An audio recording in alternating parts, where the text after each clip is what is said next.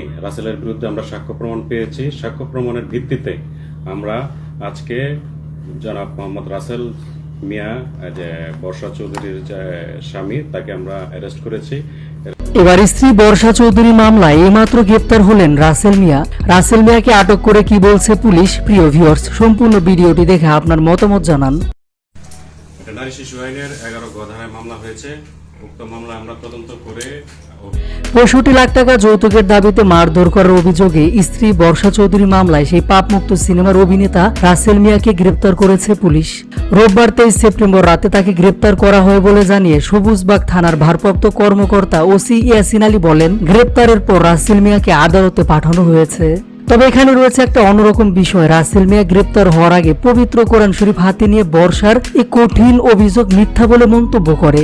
রাসেল মিয়া কোরআন হাতে নিয়ে বলে, কোনো পুরুষ কোরআন শরীফ হাতে নিয়ে মিথ্যা কথা বলতে পারে না। বর্ষা যা বলতেছে আমার বিরুদ্ধে সব মিথ্যা।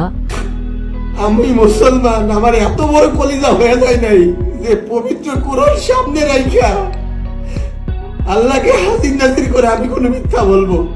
আমি তার ছোট সন্তানটাকে, আমি যেহেতু সন্তান থেকে বঞ্চিত, আমার সন্তানটাকে আমি আমার কাছে পাই না। যদিও এমন কথা বলেও রক্ষা পায়নি রাসেল মিয়া। নারী নির্যাতন এবং যৌতুকের দাবিতে শেষ পর্যন্ত পুলিশের হাতে আটক হয়েছে। এর আগে শনিবার 21 সেপ্টেম্বর সবুজবাগ থানায় রাসেল মিয়ার বিরুদ্ধে মামলা করেন তার স্ত্রী বর্ষা। মামলার এজাহারে বাদী উল্লেখ করেন, চলতি বছরের 16 মার্চ ইসলামিক শরীয়ত মোতাবেক বিবাদী রাসেল মিয়ার সঙ্গে আমার বিবাহ হয়। বিয়ের পর আমি আমার ভবিষ্যতের সুখের কথা চিন্তা করে বিভিন্ন সময় বিবাদীকে প্রায় 5 লাখ টাকা নগদ দেই, কিন্তু তাতেও সন্তুষ্ট না হয়ে বিবাদীর লোভ আরো বেড়ে যায় এবং সে নতুন সিনেমা তৈরি করবে বলে প্রায় আমার নিকট যৌতুক বাবদ 65 লাখ টাকা দাবি করে। বলেন, আমি ভবিষ্যৎ সুখের আশায় বিবাদীর নির্যাতন সহ্য করে ঘর সংসার করতে থাকি।